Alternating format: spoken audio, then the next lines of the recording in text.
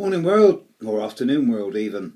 It's about 1 p.m. in the afternoon. It's Thursday, I think it must be about, I don't know, the 8th or the 9th of September 2017. World appears to be in a crisis at the moment. Hurricanes in the Caribbean, plural, lots of people dying there. Earthquakes in Mexico, political unrest, economic doom and gloom forecasts. But as someone pointed out to me this morning, for a long time I've been suggesting that the more we get closer to Jupiter opposite Uranus, the more the chaos in the world is going to get a bit weird and a bit hectic. And indeed, over this next few weeks, I expect this to be a really unpredictable and volatile time. Today, Mercury's getting close now to moving back into Virgo. Sun's over halfway through Virgo. Moon's nicely involved in Aries. I thought I'd retreat into some basic astrology. Quite recently I do a lot of horoscope readings for people. I do about 600, 700 a year. And more recently I've found that the progressed horoscope is actually very, very revealing in helping people understand not so much what's going on in their lives, but what's going on inside them. There are three systems of progressions that are currently in use. There's the oldest one, which goes back about 1800 years, that's called primary directions. But you need a very good astrological program and knowledge of things like right ascension to work this out. And I can't be bothered with it, to be honest. There are astrologers who swear by it and say it's extremely accurate for forecasting, but that involves a relationship with fate and things being predetermined that I'm afraid I just don't get on with. There's a system called solar arc progressions where you move the planets forward. The 1 day's movement of the sun, you move all the planets and the ascendant, 1 day's movement of the sun for every year of life. And that may or may not work. I've tried it, I don't like it.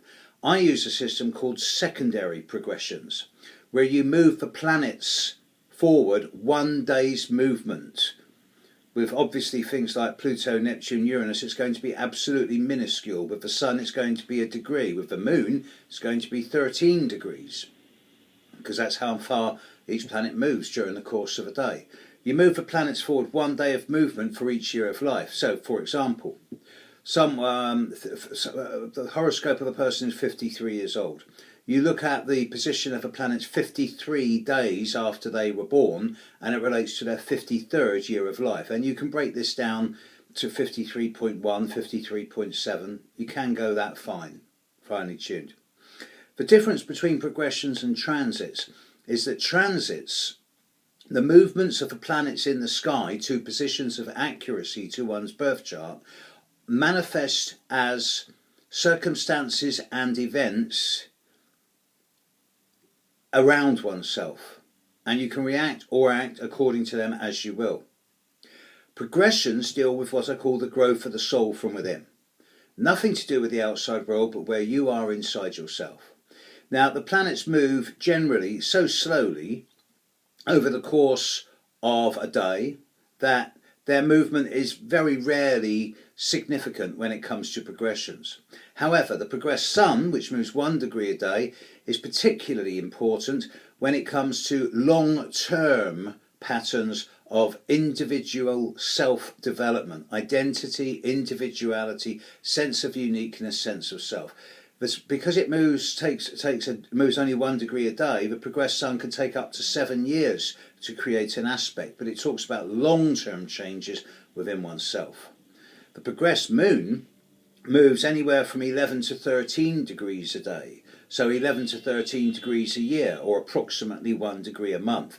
Very, very important when dealing with one's own internal emotional states, the way one feels and emotes, the way that one chooses to react to external environments internally, what makes you feel the way you do. And the progressed Moon is really important.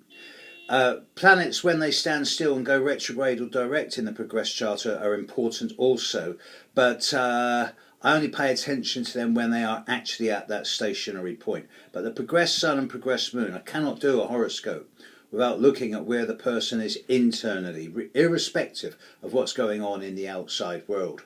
So have a look at your own progressed chart.